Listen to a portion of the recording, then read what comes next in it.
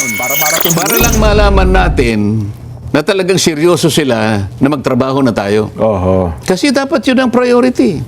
Oho. Ang flood control na ito na problema ng ating bansa, hanggat ito ay hindi naisasaayos at ito hindi nagkakaroon ng ending, patuloy po na magiging bagsak ang kalagayan ng ating ekonomiya. Oho. Wala na pong gusto mag-invest sa atin. Wala. Oho. Sa ngayon lang, tingnan ninyo yung gustong mag-invest sa elektrisidad. Umaalis na sila eh. Sa energy po. Energy pa lamang yun. Oho. Oo, katakot-takot na utang na ang...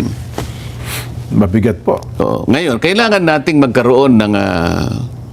manormalize natin ang ating bansa. Oho. At ito ang pinaka hinihintay ng ating mga mamamayan. Magkaroon ng ending itong naganap na pinaka malawak, pinaka maanomalya na pagnanakaw sa salaping bayan dyan. But doon sa tinatawag nating majority rule. Opo. Oho. Na ang majority kasi ay 13 sapagkat hindi naman nababawasan ang bilang ng mga senador na 24. Yes po.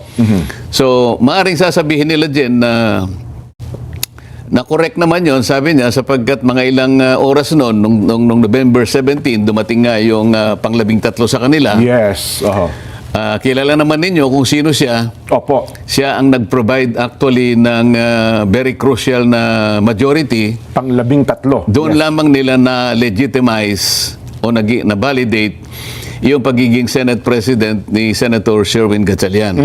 Opo. At natuloy nga, nakapag-reorganize sila. Sa mga kapatid, mapapansin po ninyo mga kababayan, Jen, na tinawag yung special session ay para lamang magkaroon ng pagkakataon na ma-formalize yung 13. Yun. Opo. Kasi yung pagpunta nung isa sa amin na dati namin kasama sa panig nung noon ay 12 lang, ay hindi mangyayari kahit kailan kung walang sesyon.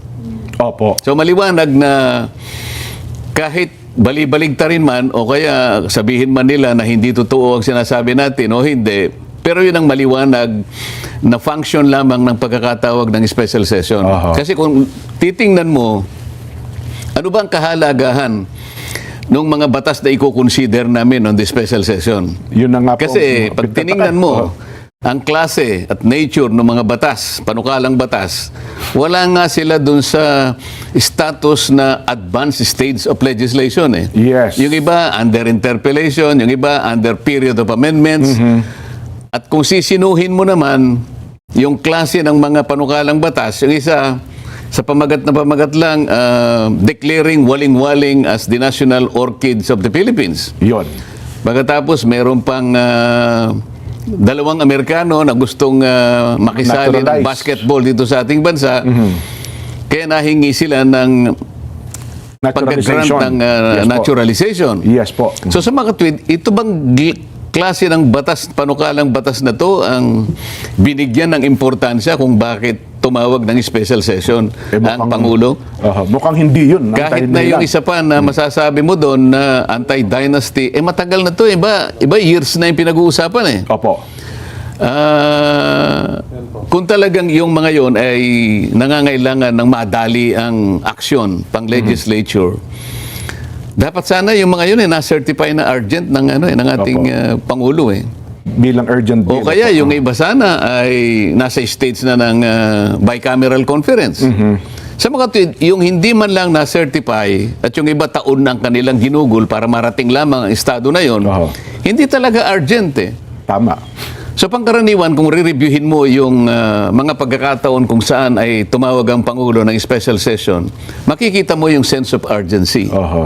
Halimbawa, nung panahon ng COVID-19, ayun, opo. Kailangan nating maipasa yung, alam mo yung batas na yon, yung Bayanihan Law, 1 and 2. Opo. 1 and 2. Kailangan talagang maipasa yon sapagkat naharap tayo sa isang hindi pangkaraniwang problema ng bansa na COVID-19 talaga. Hindi naman tayo pwedeng gumasta ng kahit pondo ng iba't ibang mga ahensya, magkakasala naman ang Pangulo ng bansa. Kaya nagtawag ng ganong klaseng special session. So, hindi pangkaraniwan na pagkakataon, kaya ka tumatawag ng gano'n. Pero kung pinag-uusapan ay waling-waling, para ma-declare lang na national orchid ng ating bansa. At saka yung O dalawang naturalization. Amerikano na gustong makipag-basketball sa bansa natin at nahingi sila ng grant ng naturalization, citizenship. Pagkatapos meron pang isa, yung mga barangay workers, barangay health workers. BHW ata yun, opo. Alam mo, Jen, ang bilang ng barangay natin sa buong bansa, 42,000 plus barangays. Yes po, oho. Kapag tiningnan mo yung average ng bilang ng isang, merong barangay na malaki, merong barangay na affluent, Opo. may barangay na nasa syudad, merong nasa first class municipalities. Cities, yes po. Malalaki talaga ang bilang ng kanilang mga opisyalis sa barangay. Merong umaabot ng 200, may 100. Pero sa pangkaraniwan yung maliliit, lalo na yung first class, ay yung fourth class, Fifth class municipality. fifth class municipalities, kumisa 10 lang, Oho. dala ng kakulangan sa Budget, pondo, Opo, oho. at kakulangan sa maraming bagay. So pag in-average mo yun, Jen, across the Philippines siguro, pangkaraniwan, siguro ang isang barangay merong 50 na barangay workers in total. Opo. At least 50. At least 50. Yun ang national average, halimbawa. Yung barangay health workers, karaniwan 4-5 lang doon sa 50. Tama po kayo. Ngayon, anong gagawin mo sa 46 o 45? Hindi kasali doon. Kaya nga sana, mag-interpellate pa ako dyan sa BHW na bill na yan. Kasi sasabihin ko lang na, bakit hindi na lang natin unahin yung sarili kong bill na kung saan ay nilalayong ko doon na masakop lahat ang barangay workers? Yes po. Oho. Eh yun lamang, barangay tanod, mas marami sa barangay health workers eh. Ayan. May barangay sweepers, may barangay na police tungkol dun sa pagsawata ng drugs. Meron tungkol sa mga pagtatanim. Oho. Napakarami nito. Meron sa environment. Meron yung kasama dun sa Marami po yan, sir. May mayroong peasant council. Opo. meron silang conciliation yung Yung mediation board, parang gano'n. Kung at saka kapag kami nag-aaway-aaway, siya yung nagkakasundo. lupong taga-pamayapa. Yan, opo, Nandun. oo. Ang dami nun, ano. Makikita mo yung national average ng kanilang sinasahod na tulong. Tulong lang ang tawag dyan kasi hindi mo masasabing sweldo dahil voluntary kasi ang pagsiservisyo ng mga barangay workers. Allowance, 500 pesos nga lang ata. Yung tanod ay nag-a-average buong Pilipinas 900 pesos per month. Ngayon, kapag sinunod mo yung halimbawa, yung barangay health workers, sila between 3,000 to 5,000, ano mangyayari sa tanod? Kaya sinasabi ko, ba't inuna natin yung barangay health workers? Ba't hindi na lang yung kabuuan ng barangay? Pare-pareho naman silang naglilingkod. Di ba? Ba't pinili lang yung BHW? Kung titingnan mo nga, sinasabi ko ron na yung kapitan, ang average 5,000 pesos per month, yung kanilang honorarium. Samantalang yung ating mga kasambahay, siguro naglalaro na between 7 to 8,000 pesos. Totoo po. Samantalang ang Kahit sa barangay mga kapitan, probinsya. Jen, ang trabaho nila is 24/7. Napakalawak po ng trabaho niyan. Ang mga kasambahay natin, hindi naman 24/7. Opo. Nakakatulog sila ng... Kahit pa paano, makakaidlip naman po. Pero on call sila talaga. Opo. yung tanod, ganun din. Opo. Pero, tingnan mo ang kanilang kalagayan. Doon sa batas na aking iminumungkahi, magkakaroon ng isang Barangay Affairs and Development na magbibigay sa kanila ng adequate expertise. Kasi kailangan matuto sila eh. Opo. May mga training, Pagkatapos seminars. meron yes po. din parang special fund na makikreate doon na kung saan makakakuha sila ng mas maraming pondo, hindi lamang mula sa IRA. Para sa ganon, eventually, lahat ng barangay workers makapagsimula man lang kahit na yung minimum wage. Kasi kapag ka nag-minimum wage ka, halimbawa rito sa bansa, sa Metro Manila, magkano opo. ang minimum wage dito? Para mga 600 na po ngayon per day. O 600. More or less. Opo. 600 times 30, at least 18,000. Opo. Ay hindi naman yung 1,000 pesos. So, hindi yun ang nilalayon ng aking panukalang batas. Kaya lang, ayun, mas inuuna nila yung kanila kasi sila nga yung leadership ngayon. Mula sa amin, nakuha nila uli yung beat. Ano? Sila ulit ang may hawak ng bit ngayon. Dati kami ang may hawak ng bit, pero ayun nga, pagkatapos ng wala pang isang buwan parang 28 days 28 lang. days. Kino-question pa nga yung 28 days na yun. Ano? Gumastos daw ata si Senador Alan Cayetano ng 7 million. Oo, Opo, kaya natin 250 million, dinidiscuss, Jen. Opo. Kaya natin dinidiscuss. Opo. Oho. Mahalaga po ito na dapat malaman natin. Ano? Dahil hindi ko nakita na naging justifiable yung pagtawag ng special session. Oho. At malalaman din at malalaman ng tao na kaya lamang talaga tinawag yung special session para magkaroon lang ng pagkakataon. Tama kayo. Yung isa sa amin, opisyal na sumanib dun sa 12. Para sa ganon, yung quorum na hinihingi Oho. na 13 ay magkaroon Yan. ng katuparan. Oho. Hindi kasi formally makakasanib yung isa kung walang special Walang session. special session. Yes po. O, yun ang gusto nating malinaw na ipaliwanag. Ngayon, pagkatapos na matupad yung special session, na hindi nga ako nakapunta, nakarating ako yung bandang alauna na sapagkat merong kalakip na convening ng Commission on Appointments, Jen. Oho. Nakalagay kasi sa notice ng special session na ikukonvene yung Committee on National Defense. Opo. Dahil Under, Commission merong appointments. 5. Oho. Merong 5 na naiwan na opisyalis ng Armed Forces na hindi na-confirm. Oho. Yan, nagkaroon din naman ng napakaraming paglabag. Ganun ho ba? Kasi ang kanilang ipinamamarali dyan, Sen, bago yung araw na yan, may mga ilang senador na nagpa-interview. Naku, awang-awaan niya ako doon sa mga general eh. Magre-retiro na lamang anya, hindi pa namin na-promote. Parang ganun po eh. Ang nangyari. At ito pala, Ipinakita nilang naaawa sila awang-awa kunwari. daw po sila, Sen. Oo. Pero sino ang may kasalanan? Kasi nung magkaroon siya ng power grab on June 3, kahit 12 lang, pinilit na lang kinuha yung bit. Yes Di po. ba? Oho. Sabi nga natin, kahit na illegal, kahit na irregular ang pagkakagawa, unconstitutional nga yun eh. Oho. Kinakailangan malaman ng tao na para mapalitan mo yung mga opisyales ng Senado, kailangan mo ng majority of all its members. Oho. Ang majority po ay nananatiling 13. So 12 lamang sila, pero nangahas sila na gumawa ng aksyon. Unang-una, pinalitan ang secretary, pinalitan ang sergeant at arms, pinalitan ang president pro tempore, Oho. at yung president pro tempore na hinirang nila ay umakto na Senate President. Ayun. Lahat po ng ito, sa isang araw na ginawa nila ay illegal. Puro illegal ho pala Pagkatapos talaga, no? noon, sila mismo ay nagpahayag na noong June 3, nagsimula na, nag-announce sila ng sinidye. Aho. Sa mga tweet, Sinidye adjournment. Opo. sinidye adjournment, na-bypass ngayon yung 5. Opo. Sana man lang, bago nila sana kinuha yung beat, Opo. hindi sila nag-announce ng sinidye. Sana yung June 4 o kaya June 5 kung gusto nila, naglagay sila ng isang araw para ma-confirm yung 5. Oho. Kaya pala may tumindig doon na isang senador na talagang pinaninindigan niya na hindi, continuing session po itong ginanap natin. Hindi ito anya bagong pagdinig na ipinatawag daw po, Sen. Alam mo, pwede nilang ipilit yung argumento na yon kahit na pamali. Alam mo kung bakit?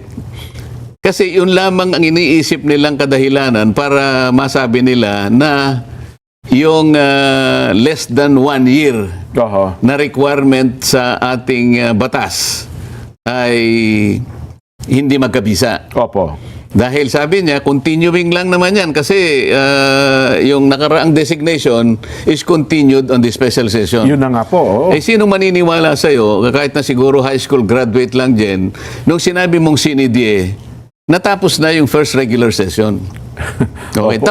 tapos na yon. Diniklara ho Ang na niya ibig lahat, sabihin opo. na bypass na. Oho. Alam mo, kung babasahin mo, pati saligang batas, na-violate eh. Opo. Kasi Article 7, Section 16 ng ating saligang batas, kapag na-bypass ka, you will need another appointment. Yun, opo. Okay? Kasi na-bypass ka. Nung tinanong ko nga yung isa sa kanila na tumindig na representante nung isang Opo. grupo na constituting 5 of them, sabi ko, alam ninyo yung birthday ninyo natapos na last month pa, di ba? Kasi Yes po. lahat sila, karamihan sa kanila, nag-birthday May 2026.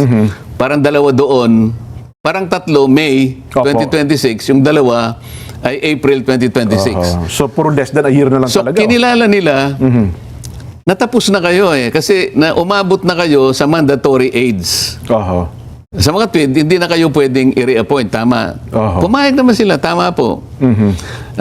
Pagkatapos, alam mo ba ako yung Republic Act 11939? Ayan, tinanong niyo po yan doon sa general. Oh. Itong batas na to, inamend niya yung Republic Act 11709. Alam ko po, sabi niya. Alam mo rin ba ako kung bakit ko binabanggit yung batas na ito? Alam din daw po niya. Oh. Alam ko po, sabi niya. Sabi ko, na nakulang na po kami sa 1 year. Oho. Gano'n pa man, binanggit ko pa rin, totoo, sabi ko, na ang sinasabi ron, sabi niya, napakalinaw Oho. na hindi na kayo pwedeng, ito, sabi ko, binasa ko to be eligible for appointment or promotion to the grade of Brigadier General, blah, blah, blah, the officer must have at least 1 year remaining of active service before compulsory retirement. Oho. Sabi niya, alam ko po yun Yun na Ngayon, po ang sagot niya, oh. paano ngayon yan? Sabi ko, ako, sinasabi ko lang para ma-record na nakakalabag po tayo sa batas na ito dahil pare-pareho na po kayong less than 1 year. Less than 1 year na lang sa serbisyo. Oho. Ngayon, so kinakatwiran nung mga gustong tumayo, Oho. continuing naman yan So, bahala na po ang korte sa tamang pagkakataon at sa tamang paraan at kung sino po yung magko-question ito, kung tama po yung Okay, naging ginawa nila. yung ginawa ng Commission on Appointments. Kasama po ako doon, kaya hindi po pwedeng hindi ko po banggitin yun. Oh, yun. Ayaw ko po na malaman ng sino man na magre-review sa kaganapan ng mga pangyayari. Sometime in the future, merong magko-question ito. Opo. Malaman nila na isa sa amin ay tumindig Ayun, para lang pinuntos niyo sabihin, po yun. Oho. para lang sabihin ko na meron po tayong nilabag. Oho. Palagi akong ganun, Jen. Magalit na yung gustong magalit. Kasi tayo ay binigyan ng mandato ng ating mga kababayan. Isang Opo. mandato na hindi mo matatawaran. Tiwala na ibinigay sa atin. Yung tiwala na yun, hindi ko pwedeng salaulain. Opo. At baliwalain. Di pwedeng Baliwalain. Opo. Basta tama po, kinakailangan nating banggitin. Oho. So kasaysayan na lamang po magpapasya at ang korte sa mga darating na panahon kung paano po nila bibigyan ng pagdidesisyon itong mga bagay na ito. Pero ako, Sen, personally, pinapanood ko kasi yan, lalo na yung tagpo na yon. Napansin ko na bagamat, well, siguro sa loob nila, parang kitang-kita naman na may mali. Pero nahalata ko na parang ipinipilit talaga nila na ma-promote yung mga general na yon. Ano bang dahilan? Bakit kinakailangan nilang i-promote? Yung isa ata sa mga general doon, mukhang merong inihahandang posisyon sa kanya, Sen. May nagsabi nga sa akin, Jen, again, Opo. kung ang sapantaha mo ay tama, araw lang ang makapagpapatunay Aha. na maring isa sa kanila ang papalit sa ating Chief of Staff, General Browner. Kasi yun ang kanilang yun ang bali-balita lang. Oho. So parang may isa doon na kandidato para maging Chief of Staff ng AFP. Oh, ako naman hindi Aha. naman importante sa akin 'yon. Ang importante sa akin ay magawa namin lahat ang aming tungkulin, yung pag-conduct namin ng aming sesyon ay palaging nasa tamang tuntunin. Opo. Kasi isip-isipin mo naman, doon lamang sa kawalan ng reappointment. Ayan, So opo. kinonfirm namin nang walang reappointment na galing sa Pangulo. Sinasabi na sa saligang batas kinakailangan a new reappointment should be Yes. there. Hindi nga nangyari yon dahil nga pinipilit nila continuing continue. session. Oho. Pagkatapos, niwala yung mga completed documents. Oho. Bawat isa sa kanila, na kumpleto nila yung dokumento. Yung iba yata na kumpleto before their birthday, pero karamihan sa kanila, na kumpleto yung documents nila after their birthdays. Ayun, oho.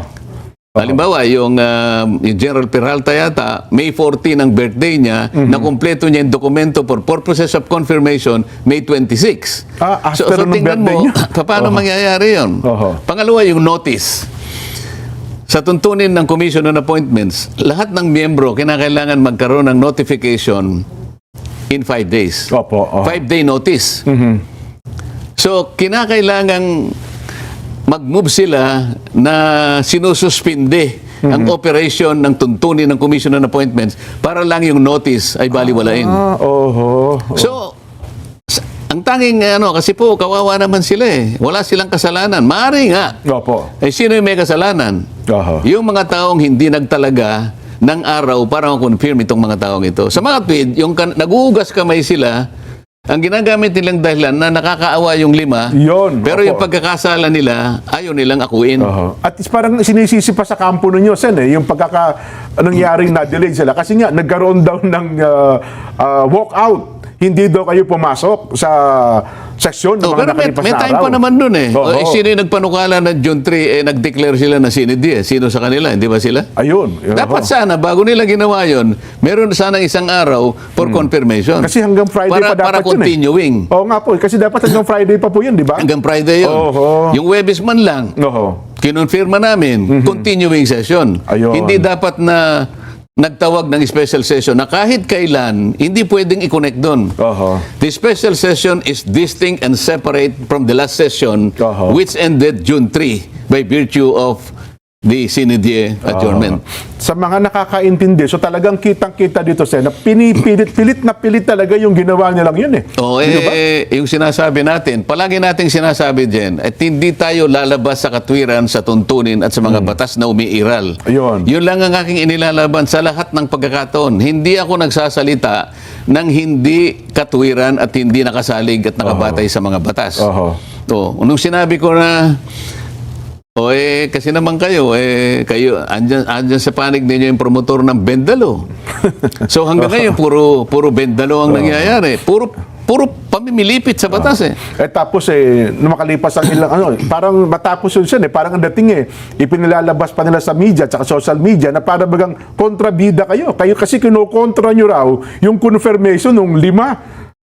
Hindi ako kontra ron. Oho. Kung talagang wala silang kasalanan, alam ko rin na maaaring wala silang kasalanan. Yun, opo. Maliban lang doon sa pagkukulang nila na mag-submit ng dokumento kasi Oho. sa kanila dapat yun eh. Sa kanila bang gagaling? Ang initiative ng manggagaling sa kanila, May 14 halimbawa ang birthday mo, dapat sana before that, Oho. nakumpleto mo na para ganap kang walang kasalanan. Oho. Di ba? Pangalawa, dapat kinausap nila yung contingent ng House of Representatives kasi sa tuntunin namin ang chairman ng Committee on National Defense Opo. ay House of Representatives. Si Congressman Joboy ata Ngayon, yun. si Congressman Joboy ang dapat nagkaroon ng initiative, tumawag kagad sa secretary ng CA na, Ayun, ikasanin nyo ng ganitong araw.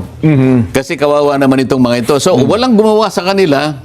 Oho. At ito namang siguro walang nag-remind sa kanila para lahat ng dokumentong kinakailangan na maipasa nila Oho. right before their respective birthdays. Kaya pala nung hinahanapan nyo ng paliwanag, walang makapagpaliwanag nung tinatanong nyo po sila, pati yung Wala sekretary. na. Sinasabi ko Diba? na lang, huwag na kayo makipag-argumento kasi sabi ko, hindi Oo. naman ako nag-o-object. Baka kala nyo, nag-o-object ako. Sinasabi ko lang ang concern na ito para lang ma-record Yung na meron manifestation. tayong lalabagin na batas. Para sa ganun, kung re-reviewin ito sa mga susunod na panahon, Opo. isa ang tumayo Oho. para sabihin tama siya. Oho. Di ba? At yun po, Sen, binibigyan din natin sa palatuntunang ito, ang tinitindigan natin dito, batas lang. Kaya parang doon sa pagpapaliwanag niyo po sabi niyo, dalawang ulit yung sinabi, ang akin po ito, batas, batas ay batas. Di ba? Oo. Law is the law. Yun po dapat Ang na batas masunod. ay batas eh. Paano Opo, mo, hindi ba sinasabi nga natin The law may be harsh, Opo. but it is the law. Yan. Opo. Oh, meron pang counterpart na Latin yan, di ba? Oh, box, ano? Nakalimutan mo na. Box Populi, box de. Hindi, ba Hindi, yung yun? yung Duralex Sedlex. Duralex Sedlex. Duralex Sedlex. Yes po. Masyadong mabigat. Pero yun ang batas. Wala tayong magagawa. Hindi natin pwedeng baluktutin yun. Eh. Yes po. Tapos nabanggit mo kanina na yun daw pamumuno ni SP Alan na 28 days ay gumasta ng 700 million.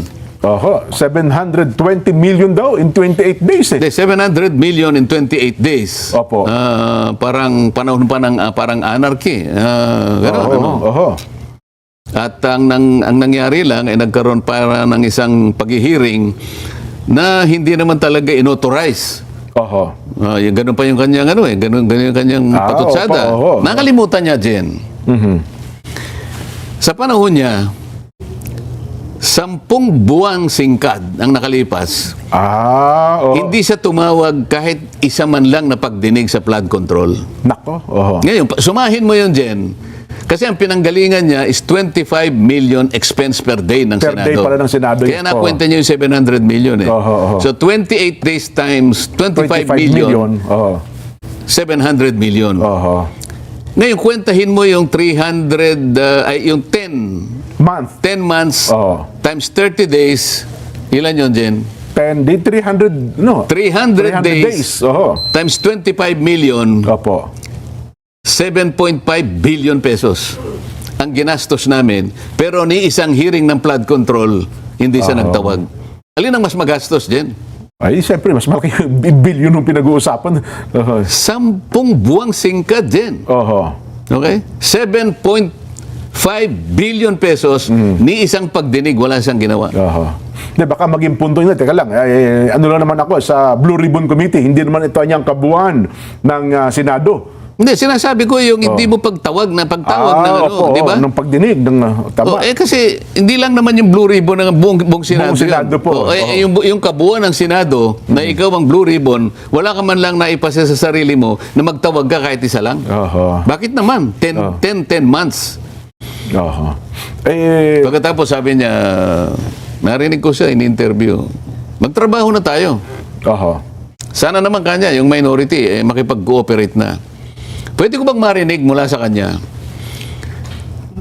nasabihin niya ang mga pangungusap na ganito? Ngayon pong natapos na po ang aming power struggle. Yan, opo. Ako po'y naniniwala na ganap na po kaming makakapagtrabaho ng maayos. At ang unang-una ko pong ipagpipilitan kung sino man po ang chairman ng Blue Ribbon Committee. Talaga, opo. Kailangang magpasya na sila. Gumawa ng isang schedule. Kung kinakailangan ay weekly ang Blue Ribbon Committee sa flood control hanggang sa ito ay matapos. Dapat daily. Pwede ba? Hindi, kahit na weekly lang, okay na ako eh. Okay na kayo? Kasi marami namang ibang mga issue kasi na kinakaharap din ng Blue Ribbon, hindi lang naman flood control. Ngayon, kung ang subcommittee binigay kay ganito, yun, pwede siyang mag-araw-araw kung gusto niya. Ngayon, para lang malaman natin na talagang seryoso sila na magtrabaho na tayo. Kasi dapat yun ang priority. Ang flood control na ito na problema ng ating bansa, hanggat ito ay hindi naisasaayos at ito ay hindi nagkakaroon ng ending, patuloy po na magiging bagsak ang kalagayan ng ating ekonomiya. Wala na pong gusto mag-invest sa atin. Wala. Sa ngayon lang, tingnan ninyo yung gustong mag-invest sa elektrisidad. Umaalis na sila eh. Sa energy po. Energy pa lamang yun. Katakot-takot na utang na ang... Mabigat po. Ngayon, kailangan nating magkaroon ng manormalize natin ang ating bansa. At ito ang pinaka hinihintay ng ating mga mamamayan. Magkaroon ng ending itong naganap na pinaka malawak, pinaka maanomalya na pagnanakaw sa salaping bayan, Jen. Ayaw ba nilang magbigay ng deklarasyon ngayon? Dito magsisimula ang tinatawag po natin na pagtatrabaho. Ayan. Puntahan na po natin ito. Ito po ang pinaka-priority. Hindi po yung waling-waling. Hindi po yung dalawang Amerikano na kailangan lang maging Pilipino para makapag-basketball dito sa atin. Meron pang isa siya na ito, puring-puring nila ito eh. na yung latag ng resolusyon na talaga namang halos na lamang magpalakpakan sila na bigyan daw po ng pansin at pagtunan ng pansin yung mga naapektuhan ng lindol sa Mindanao. Resolution po yun, Sen, ha? Mukhang hindi naman ata kailangan ng gobyerno kasi may sapat naman tayong pondo, eh. May sapat tayong mga tulong na parang iparating sa kanila. Tataka ko, bakit nagkaroon pa ng resolution para doon? Para lang bigyan ng konting kaluwagan siguro yung isa ganun ba? sa amin na umalis at pumunta sa kanila. At bumalik, oo. At siya pa yung gumawa ng resolution na kunwari ang uunahin ay yung nagkaroon ng lindol sa Mindanao. Yun, Bakit opo. hindi unahin nga itong problemang kinakaharap natin na hanggang ngayon ay wala pang kasagutan? Oho. Bakit ayaw ninyo na ito yung ituloy natin? Ayun. Halimbawa, nasa inyo na ang bit eh. Ayan, oo. Kayo na lahat. Meron ba kaming maaasahan? Meron bang maaasahan ang ating mga kababayan na ipagpapatuloy ninyo? Ito yung inihintay nila eh. Ako, wala na eh. Ayaw nilang Totoo po ibigay yan. sa akin. Opo. Ayaw nila akong manguna dyan. Oho. Okay lang. Oho. Pero isa sa kanila, o yung kung sino yung naatasan na siya yung manguna ng Blue Ribbon, magdeklara na kayo. Ayan, agad-agad. Magbigay na kayo ng schedule kung sino ang tatawagin ninyo. Lahat ng mga, alam naman nyo kung sino yung tatawagin eh. Oo. Alam na po nila. Ay, nako. Pero mukhang hindi yun ang priority, Sen. Kapag hindi yun ang priority, hindi totoo ang kailangan tayo magtrabaho na ngayon. Kapag yun ay hindi mo hinarap, hindi tayo Naghuhumiyaw ang tao, Sen, eh. Ano? hindi tayo mapapanatag eh. Ito yung problemang nilikha ng napakalaking pagnanakaw na yun. Oho. Dinidescribe nga natin dyan eh. Maaring yung pagnanakaw na yun eh. Magiging kandidato na sa Guinness Book of World Records eh. Ang pinakamalaking ano, no? Oo. Bakit ka mo? Sa nature lang ng nakawan din, no? Hindi karaniwang magnanakaw eh. Oho. Ang magnanakaw, yung pa namang mga taong binigyan ng mandato na maglingkod para sa kanila. Oho. Tingnan mo na lang, tiwala ang binigay ng mamamayang Pilipino sa kanila Oho. na sila'y paglingkuran. Binoto sila. Pagkatapos sila yung nagnakaw, imbes na sila ang maglingkod. Ang karaniwang magnanakaw, paulit-ulit nating sinasabi, paiwas yan eh. Tsaka sa gabi yan, Sen, Ayaw siguro. magpakilala. Oo, nakatakip ang mukha, eh. Nakamaskara. Lahat ng maskara gagamitin niya para lang walang mapagkakakilanlan sa kanya. Para hindi siya makilala. Di ba? Opo. Sa gabi, gumagamit siya ng dilim para sa ganon ay, yun nga, makaiwas siya. May kubli niya yung kanyang sarili. May Opo. kubli ang kanyang sarili. Pero itong mga nagnakaw, tanghaling tapat din. Broad daylight, tanghali tama kayo. Walang maskara. Ganon ka, paano natin i-describe? Ganun ka lakas ang loob nila. Mabuti pa po yung tanghali, Sen, naging tapat eh. Hindi sila naging tapat eh, no? Ay, nako. Ngayon, kung walang magpapasya sa kanila na, simulan na natin ang pagtatrabaho. Oho. Yun ang simula na sana ang makita ng taong bayan. Oho. Kasi ang problema na kinasasangkutan natin, napakalaki ng kaugnayan dito. Nawalan na ng tiwala ang taong bayan ng dahil dito. Nawalan ng tiwala pati yung mga kapital, pati investor, lahat. Opo. Bumagsak ang ekonomiya dahil doon. Bakit hindi yun ang unahin mo? Mukhang ang direksyon na po nila ngayon, Sen, pasensya na kayo. Ito obserbasyon ng iba. Bagay sa social media, mukhang ipino-focus daw nila ngayon ang atensyon sa impeachment yata. Ano, ha? Well, yun lang naman ang napansin ng iba. Pero mukhang iniiwasan nila itong direksyon ng flood control. Sen. Siguro, dito nga sila nagagalit sa akin dyan dahil ang ginagawa ko lang naman ay para to pa rin natin, yung tungkulin natin. Oho. Nahirang akong Blue Ribbon Committee chairman noon. At nung bago ko simulan naman yon, ako ay nakipagkita sa Pangulo. Opo. At ako nga ay kanyang binigyan pa ng lakas ng loob at binigyan niya ako ng USB na magagamit para umpisahan lahat ito eh. Totoo po, totoo. Ngayon, lahat noon ay nangyari sa aking palagay na meron siyang basbas doon sa gagawin ko. Oho. O ngayon, lahat ng mga apektado, lahat ng mga lumilitaw na may kinalaman sa malawakang pagnanakaw na yan ay gumagawa ng paraan para usigin ako ngayon. Oho. So, ang ginagawa ko naman ay para sa ikalulutas ng problemang ito. Bakit ngayon ako pa ngayon ang ginawa nila ng isang kasong inimbento nila Nako. para sa ganon matigil ko na itong ginagawa ko. Sen, puntahan natin yung bagay na yan. Yan ang mahalaga na dapat pag-usapan natin. Basahin ko lang po ito ilang mga mahalagang paalala. Ano ho? Kayo po ba'y maglalakbay sa pamamagitan ng ating mga sakyang pandagat? May paalaala po ang PPA. Panoorin natin. Ganun ang gagawin sa inyo. Mukhang parang... Lalo na kapag naliwanagan nila na ang kanilang ibinibintang sa akin ay yung pagkakaloob ng mga kaibigan ko ng pansarili nilang pagtulong sa akin. Opo. Pribadong pera nila na itinulong sa akin para makapangampanya ako. Opo. Ilang kayang politiko na kumandidato, hindi lamang nung nakarang 2025 elections, magmula sa pinakamababang opisina siguro, Mula sa barangay siguro. hanggang sa senador, ilang libo ang tumanggap ng tulong mula sa kanilang mga kaibigan, mga patron kung sakasakali. Paano mo ngayong ikakapit yun sa tinatawag na plunder? Yun. Diyan yung plunder kasi may kinalaman doon sa pagnanakaw mo ng salaping bayan. Salapi ng bayan po yun. O kaya kinonekta mo doon sa pangangako mo na bibigyan mo sila ng kung anong klaseng pabor, pabuya ano ba? o pangako na ginagamit ko yung aking opisina. Pero sa panahon na yon, naipaliwanag ko, nung ako'y kumakandidato, bukod sa kalabang ko na yung liderato ng Congress noong panahon na yon, nasa number 31 pa ako sa survey. Totoo po. Sino ako para mangangako sa kung sino man ang gustong tumulong sa akin? Kung mangako man kayo, baka sabihin, niloloko mo ako, wag ko na mangako. Ang totoo niyan. Sabi ko sa kanila, wala naman akong may papangako sa inyo.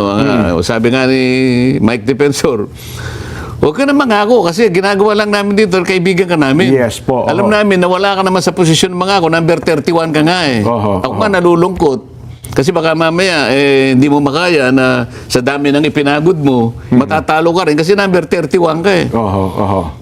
Pagdating naman sa Kongreso, tinanggal ako sa lahat ng aking committees, tinanggal ako sa CA, pati yung aking ibinibigay na tulong sa tao, yung AX, yung tupad, pati yung panggamot, inalis lahat sa akin. Kulang na lang, pati sweldo niya ata, alisin eh. Hindi naman pwede na alisin yun. Yung sweldo na lang ang natira sa akin, yung allowance tinanggal din nila. Yes po. So sino si Rodante Marcoleta na mangako na mag-commit na kapalit ng anuman ng may tutulong ninyo sa akin? Wala eh. So yun ang kinakapit nila, pribadong pera ay tinulong sa akin. Paano naging public? Paano naging plunder yun? Kahit mga taong karaniwan na hindi naman mga abogado, nagtataka, paano po kayo nadawit to sa pagnanakaw ng pera ng bayan? Ewan ko kako sa kanila. Pero mag-iimbento sila ng kahit anong iaakusa sa akin para lang maaresto nila ako at matigil na ng tuluyan yung pagdinig sa Blue Ribbon. Kasi maaring magdidinig sila. Kaya lang, membro pa ako dun eh. Kaya ayaw din nila siguro mag-participate ako kahit membro. Kung sakaling tatawag sila, nandun pa rin ako eh. Pero palagay ko, sa ngayon, dahil hawak na nila yung beat, talaga pong mapipinid na yung pinto ng pagdinig. Talaga pong yung issue ng pagnanakaw na yan, tuluyan na pong malilibing yan.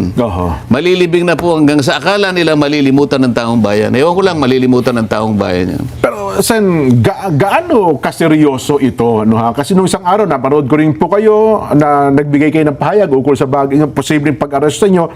Pero, gaano sila kaseryoso? Ano kung nakikita nyong dahilan para talagang isakatuparan po itong pag-aresto sa inyo? Ang nakikita ko sa kanila, dahil alam nila na pagtama, ilalaban ko kahit saan kami makarating. Ay, opo. Ipinakita ko na, nung nakaraan, yung CA, sinabi ko, mali po ito sapagkat nakalabag po tayo sa isang batas na tayo pa rin ang gumawa.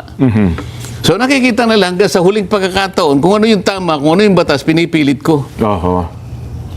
Na ipaalam sa ating mga mamamayan. Ngayon, naharap tayo sa impeachment. Siguro iniisip nila, kapag kakasama na naman yan, akala nila na naman, ako naman kasi, wala akong papanigan dito. Kung ano yung totoong nalalaman ko, kung ano yung batas nalalaman ko, palagi akong ganun eh. Consistent ako dun eh.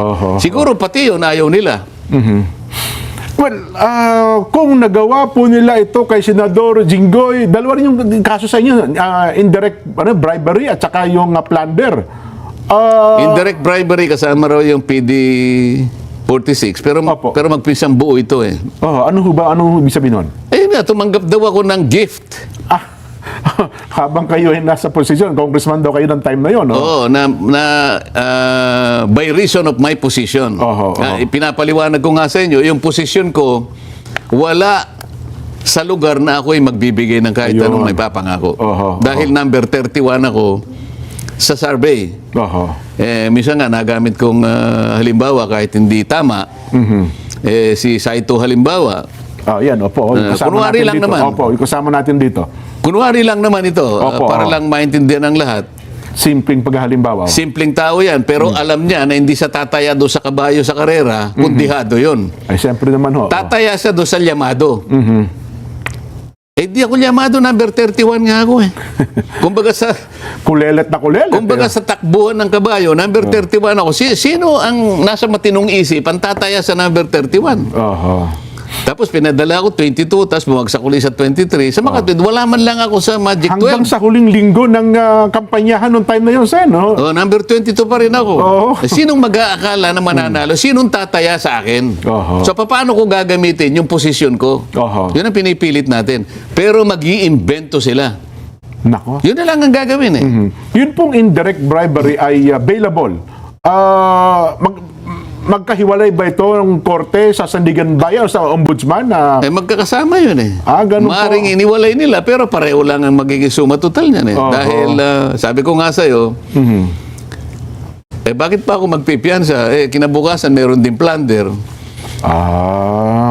Pero as of now, sa mga sandaling ito, Sen, habang tayo nag-uusap, 451, meron na ba kayong nabalitaan na arrest warrant o ano ba na para kayo po ay... Nabalitaan ko na. Kaya nga ako nagpapahayag ngayon. Kung sakasakali pong ituloy nila ang pag-aresto sa akin, ako po isasama sa kanila peacefully.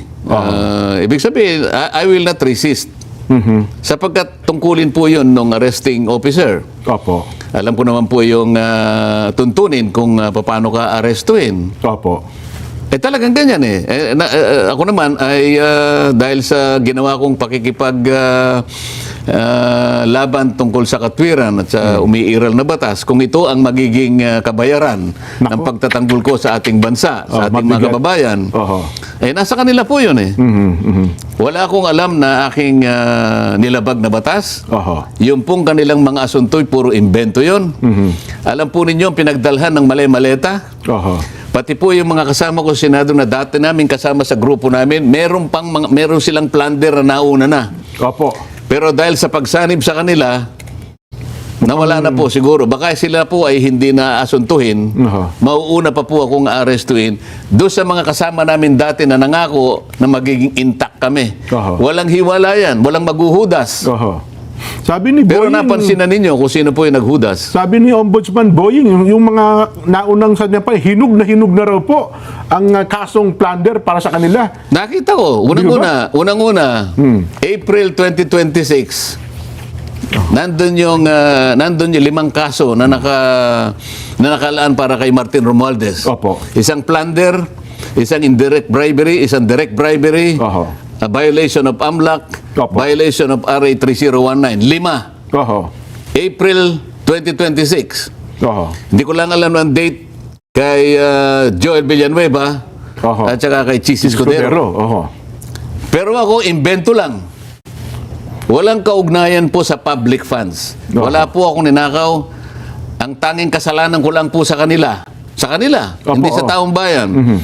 Ay yung piliting ko po na ituloy ang pagdinig diyan sa flood control projects, anomaly na yan. At mapanagot. Kasi At mapanagot natin silang accountability, lahat. mapanagot ang nasa likod talaga. Nasa sa kanila po yun. Nasa kanila na po yun. Kung talagang aarestuhin po nila ako, muli po akong nagsasabi na ako po ay sasama sa kanila ng buong pagpapasakop.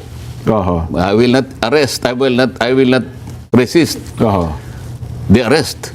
Pero habang pinakikinggan ko kayo, Sen, mabigat. Ako, personally, mabigat sa logo po yun kung gagawin nila yan, Sen, ha? Alam ko naman, si Nelson nga, nakikita ko, lumuluha pa yung tao. Pero talagang gano'n, ha? At hindi ko kayo masisisi kung malulungkot kayo. Pero ganun talaga eh. Bilang tao, malulungkot naman. Lalong-lalo na sa katulad ko, wala naman akong nagawang kasalanan. at yung ibang mali-malitang ang pinagdalhan, Oo. nandyan na nga ang mga nakaumang na lahat, ang mga plunder cases laban sa kanila, pero hindi nila ginagalaw. Minabuti pa nila na baka sakaling ako pa ang mauna na maaresto. At ang hinala nga ng iba, baka mabsuelto pa po yun. Hindi ko ba? Hindi malayo yun. Hindi Oo. malayo yun. Mukhang, ano ba ito? Lokohan na ba ito? Sen, mukhang, sabi nga nung isa kong narinig, mukhang inuunggoy na tayo. Planet of the Apes na ba ang Pilipinas ngayon? Hindi kasi, dahil nga siguro sa kinatatakutan nila yung multo na kanilang ginawa, pinagnakawan ang taong bayan, isip-isipo, nilimas nila ang salaping bayan Oho. na para sana sa serbisyo ng mamamayan. Pagkatapos, natakot sila sa multong ginawa nila, gusto nilang pagtakpan. Nako. So kung sino man ang magpapakabayani na yan na ituloy para sa ganon, makilala natin silang lahat, gagawa sila ng paraan para usigin ang tao na yan. Ako ngayon. So bakit kayo magtataka? Bakit kayo malulungkot? Dapat inasahan natin na gagawin nila sa akin yun. Ang dapat po siguro kayo ang pinagtatanggol nila, Sen, kasi kayo ang sumusunod at pinagtatanggol nyo po ang Yung batas. nakakaalam ng katwiran. Oho, Halimbawa, Di ba? yung mga pulis, yung mga sundalo na nakakakilala ng katwiran, Oho. alam nila yun. Oho. Kaya lang, yung mga tao na nasa likod ng pagnanakaw na ito, na ayaw nilang mabunyag ang kanilang pagkakakilanlan, ayaw nang makilala silang lahat, Oho. yan ang kinatatakutan nila. Oho. Kaya nangyari ang mga bagay na ito. Oho. Kaya itong pag-broadcast natin ito, malay niyo, ito yung huli nating pag-broadcast sa araw na ito. Nako. Oho. Hindi ba? Hindi ka nakasalita. Mabigat sa loob, Sen. Pasensya na kayo, no ha? Mukhang Nasagutan pa naman kita na ako ay magiging ninong ko kayo sa kasal mo na 30 years anniversary yata yan dyan. Ano? Mukhang hindi tama itong... So isa ka sa casualties dito. Oo. Hindi ko na itutuloy ito, Sen. Pwede ka... Huwag mo naman, i-postpone mo na muna yung kasal mo. Makakapaghintay naman siguro. Baka ako naman ang iwanan ng misis ko, hindi kaya. Siguro naman may papaliwanag Oo mo nga naman naman. siguro. Di ba? Baka naman... Sabihin mo, darling, pwede ba nating iliban muna ito kasi baka hindi naman magtatagal ito eh. Ang problema, yung venue, siningin na po ako, Sen. Ay, malit na bagay naman siguro sa iyo, di ba? Babawi na lang. Pero, hari naman, magkaroon ng linaw ng isipan kung sino man ang nag-iisip nito ng mga bagay na ito, Sen. At, anyway. Basta takot dyan, maliwanag sa akin yan na alam ng taong bayan na wala po akong kasalanan kung hindi yung maglingkod sa inyo ng buong katapatan. Ano man po yung gagawin nila. Ako po ay naniniwala na meron po tayong isang Diyos na mapagmahal. At sa kanyang kalooban po ay doon ko na lamang ibinibilin ang aking magiging kapalaran dyan. Sen, ang inyo pong mensahe sa mga taong bumoto sa inyo, naniniwala sa inyo, sabi nyo nga, baka hindi naman siguro huling broadcast yan. Hindi, mabigat ang galo. sa buwan na ito siguro. Ayaw ko naman sabihin huling broadcast natin. Huling broadcast natin muna sa buwang ito. Ayun, malay mo naman sa susunod na buwan, ma-open uli natin ito, di ba? Opo. At hindi naman ihinto ang programang ito dyan dahil nandyan naman kayo ni Nelson. Pero mabigat magprograma, Sen. Kung gano'n ang nasa likod ng isipan namin na mahirap magtanggol pala sa batas kapag ginagawa natin yung tama, ganito pa gagawin nila. Naintindihan ko yun, pero alam ninyo na ang lahat naman ng mga bagay ay hindi mangyayari kung hindi kalooban ng Diyos. Yun na lamang natin. Doon na lamang tayo babatay at sasandig dahil lahat ng pangyayari, gusto man natin o hindi, ay meron lahat paliwanag yan. May kadahilanan yan. At ang tanging nakakalam dyan, ang ating Panginoon Diyos dyan. Sen, ang inyo pong bigyan ko na kayo ng pagkakataon para magbilin po at mag-iwan ng mensahe sa ating mga taga-subaybay, mga supporters nyo po, at siyempre, mga naniniwala sa inyo, Sen. Salamat pong lahat sa inyong mga nakikinig sa araw na ito. Pasensya na po kayo kung naging maramdamin po ang mga huling pahayag ni Jen Sabarjaga. Opo. Pero totoo po lahat na maaari pong ako'y arestuhin sa araw na ito o kung hindi man ngayon sa mga susunod na araw Sa kadahilanan po na kailangan po nila na magkaroon po ng katiyakan na yun pong pag-iimbestiga, yung pagsisiyasat doon sa napakalaking nakawan na nangyari sa kasaysayan ng ating bansa ay tuluyan ng malimutan. Ito lamang ang paraan nila para wala na pong magtatangka na masugid na gagawa ng kanyang tungkulin, na tukuyin saan man tayo makarating. Tukuyin ang lahat ng mga taong nasa likod ng napakalaking nakawan na ito, sapagkat sila po ay nakagawa hindi lamang ng kataksilan sa bansa, kung hindi napakalaking kasalanan po sa inyo. Lahat po ng mga taong binoto ninyo na nasa likod po ng pagnanakaw na ito, sila po'y pinagtiwalaan ninyo. Inakala po ninyo na silang gagawa ng mabuti para sa inyo, sapagkat yun naman ang inaasahan ninyo na magiging kapalit ng pagtitiwala sa inyo, sa kanila. Ngunit, sa halip po ng pagtitiwalang yon, ay ninakawan po kayo. Harap-harapan po, kagaya ng sinasabi namin. Yan po ang kanilang gustong iwasan ngayon. Yung makilala sila ng lubusan at tuluyan.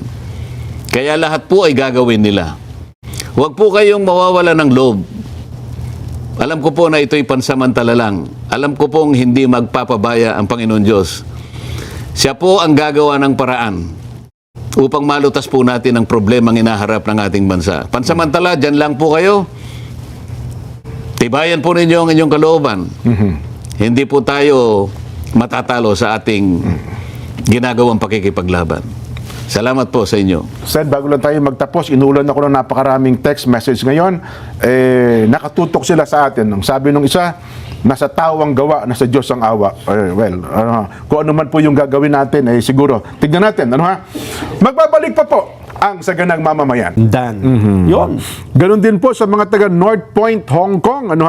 Binabati po kayo ng Kuya June Besa. Ka June, kamusta po kayo? Birthday daw po sa araw nito ni Robert Cabral. Birthday po nung Wednesday. Isang kuya natin yan dyan sa may bahagi po ng North Point. Bumabati po ang Kuya June Besa. At pagbati din daw po ng happy 9th anniversary po sa lokal ng North Point, June 15. June 15 po ang kanila pong anibersaryo. Ayan. Ayun, belated. Binabati naman ng Kuya Roel Castillo, ang kanyang anak, Alec Ira, na nagtapos din sa college, at Casey Evangelista, kasamahan niyang gumraduate sa NAU. At binabati rin niya ang mga taga-subaybay natin dyan sa Taiwan, sina Kuya Rani Borrero, Kuya Dennis Serrano, JC Santiago, Hermi de los Santos, at Kuya Benedict Aquino. Yan. Sabi naman ni Kuya Joey Garcia, Jen, send my personal regards to Senator Marcoleta. Plano ko pa naman magdala ng hopia dyan. Padala niyo po sa amin. Pwede naman kami tumanggap, ha? Mula po kay Kuya Joey Garcia ng Proprietarius Makati. Ayan. Watching daw from London, District of Britain South, pabati sa pamangking ko, Stephanie Arsenal, graduate of accounting from NEU, mula kay Ate Vicky Arsenal Dumopoy. Yung ating team pala na nandyan sa Philippine Arena, Nelson, yung mga nag-cover dyan. Si Kuya Dante Recto, at saka itong si Vice, nakatutok sila ngayon sa atin. Ang laki ng screen, Ang buong arena ay nakatutok po sa, yung Philippine Arena, nakatutok po sa ating palatuntunan ngayong hapon. Nalink niya ako, Jen, sa programa kasi ang daming nagpapapicture sa akin. Ganon? Sabi, Jen. The please, The please. Lagi kami nanonood. Jen, picture tayo. Talaga naman, no? Kasi mga karamihan senior citizen. Ganon. Tis mi Mangano. Jen at Nelson, nanonood kami sa inyo. Hindi ko na mamalayan. Sabi niya, pumapatak pala ang luha niya. Team si Magsino. Ayan. Ang Karay Herrera ay nagsabing lahat sila ngayon, kanina pala, ay napapaiyak. Huwag po kayong masyadong malungkot. Bihirang umiyak siya si Karay. Masayahing tawang Karay. Ang buong pamilya ng Karay Herrera sa pahayag ng Dante Marcoleta. Ayun, si Arvin Tan. Salamat, Kuya Arvin. Ano ha? At nakatutok din po sa ating palatuntunan sa hapong ito. Si Sandro Ternida, sabi niya, pakibati po mula sa mga OFWs mula po sa Dammam, Second Industrial, Saudi Arabia. Ayan, pabati daw po sa pamangkin niya, birthday, Dayan Ternida, Banalan, dyan po sa bahagi naman ng Novaliches, Quezon City. Nag-graduate din kanina sa senior high school with honors pa. High Oy. honors ang anak ni Ronald Corimao, si Kimberly. Aba, Ayan, congratulations. Kaya pala masaya-masaya ang Kuya Ronald Masaya, kanina. Oo. High honors. Ayun. talaga Si naman. Kuya Resty Bugarin, nakatutok din po sa ang mga kabarangay natin dyan sa may bahagi po ng South Korea. Yan, ano ha? Salamat po ng marami. Si Kuya Ronel Miranda, pabati po kay Rachel Lugto ng Alfala, UAE South. Ayan. Mga taga-abroad, si Vinmar Claveria, sabi niya ay happy, nakatutok daw po mga taga Camellia, Hobbs 1, Tunasan, Metro Manila South. Ayan, ano ha? Salamat po ng marami sa patuloy niyo pong pagsubaybay sa ating palatuntunan. Eto pa. Nason? Oh, sige. Birthday. Happy 16th birthday, Benjamin Ivan De La Rosa.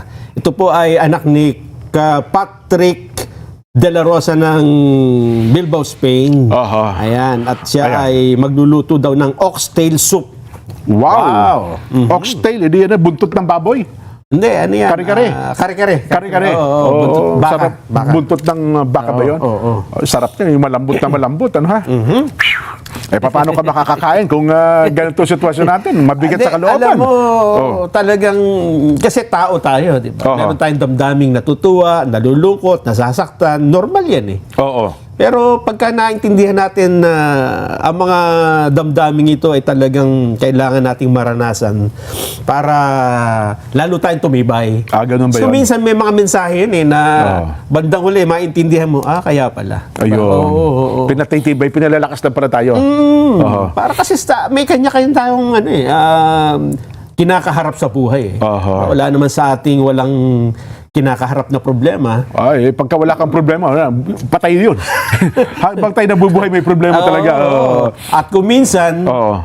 maintindihan mo na, kaya naman pala. Di Yan. ba? At saka, doon lalong tumitingkad eh. Doon lalong nakikita at naunawaan natin ang kapangyarihan ng pinaglilingkuran nating Diyos. Yan, Oo. ano po. Di ba? Tama ka, ano ha?